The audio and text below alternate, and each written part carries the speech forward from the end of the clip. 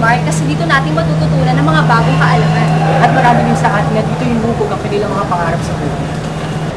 Ngayong umaga, alamin natin ang kursong Komunikasyong Pangmadla o mas kilala bilang Mass Communication. At aalamin din natin ang iba't ibang bagay na may kinalaman dito.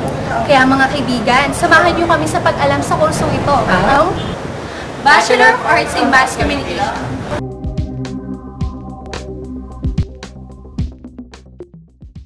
Pero bago ang lahat, balikan muna natin ang maikling kasaysayan ng Mass Communication dito sa Trinity University of Asia. Sasamahan tayo ng ating kaibigang si Elaine Regala.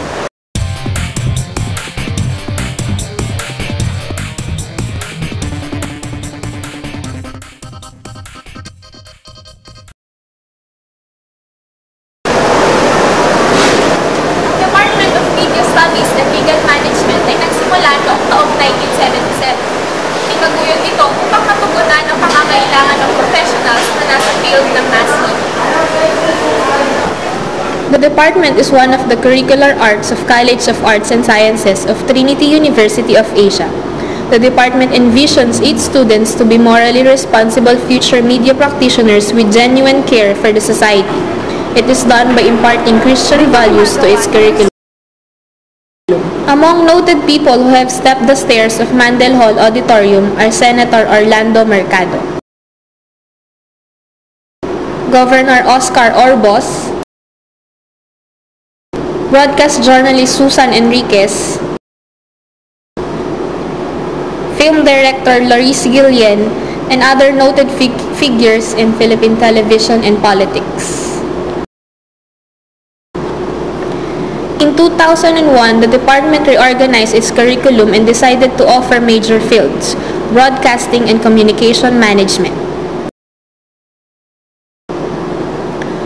In 2005, the department shifted its thrust from mass communication to media studies, thus renaming of the department. The Department of Political Science also revived as legal management and was merged with the bigger Department of Media Studies. Sa ngayon, ang departamento ay nag-o-offer ng tatlong degrees: Bachelor of Arts in Mass Communication, may major in Broadcasting and Communication Management, Bachelor of Arts in Legal Management.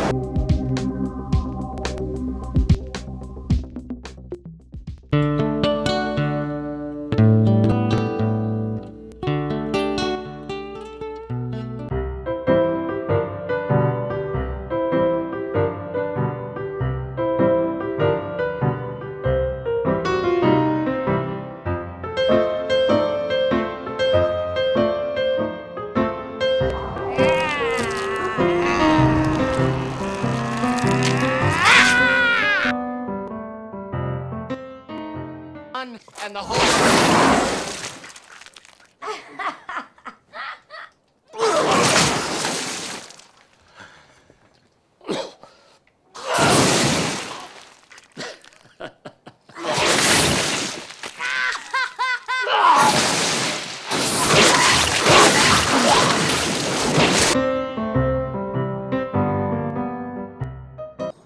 Kenny, get the camera ready.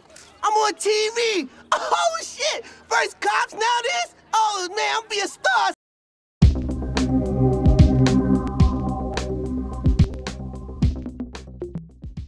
Malaki na rin pala population ng mass comm dito sa Trinity, ano, Wendy? Oo nga eh. At alam naman nating lahat na sa bawat kursong pinasok natin, ay kaalaman lang ang habol natin.